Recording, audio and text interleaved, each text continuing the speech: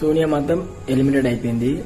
Negative చెప్పే నా కొడుకులు అండ్ అందరు హ్యాపీనా, ఇప్పుడు హౌస్ మేట్స్ అందరు హ్యాపీనా. సోనియా లేకపోతే గేమే బాగుండు పాప. ఎందుకన్నా మంచి ఆడే గేమ్ అండ్ ఓటింగ్ కూడా ఎక్కువ పడ్డది. ఎవరికి ఎక్కువ ఓటింగ్ పడ్డదో ఎవరికి తక్కువ ఓటింగ్ పడ్డదో మీరు కూడా తెలుసు. అండ్ మీరు కావాలని అట్లా స్టార్ మా అండ్ మా నాగార్జున సార్ చాలా అన్ఫేర్, నాకైతే నచ్చలేదు.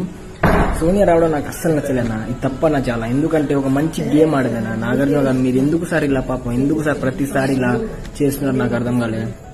ఎందుకంటే ఆమె కష్టపడి వచ్చింది. సోనియా గురించి నాకు తెలుసు, కష్టపడి వచ్చింది. కావాలనే నెగిటివ్ చేసి మరి ట్రోలింగ్ చేసి ఏం వస్తుంది, అందరు రివ్యూ చెప్తాను. సోనియా పోతే బాగుండేది, సోనియా పోతే గేమ్ ఏం బాగుంటది. ఆమె ఇప్పుడు అందరు ఎందుకు ట్రోలింగ్ చేస్తారు, ఆమె ఫేమస్ కాబట్టి. ఆల్రెడీ ఫేమస్ బయట ఎట్లాంటి ఛాన్స్ వస్తుంది. కానీ తప్పు, ఒక వ్యక్తి ఎదుగుతున్నప్పుడు సపోర్ట్ చేయండి, కానీ అట్లా చేయడం నాకైతే నచ్చలే. అండ్ నాగార్జున సార్, ఇది అన్ఫేర్ గేమ్ సార్. మీ హోస్టింగ్ ఈసారి నాకైతే బాగా నచ్చలే. అండ్ ఇది చాలా తప్పు. పోయినసారి కూడా అట్లనేది, ఈసారి కూడా ఇట్లే అవుతుంది. నాకైతే నచ్చలే. ఎందుకంటే ఓటింగ్ లిస్ట్ ఎందుకు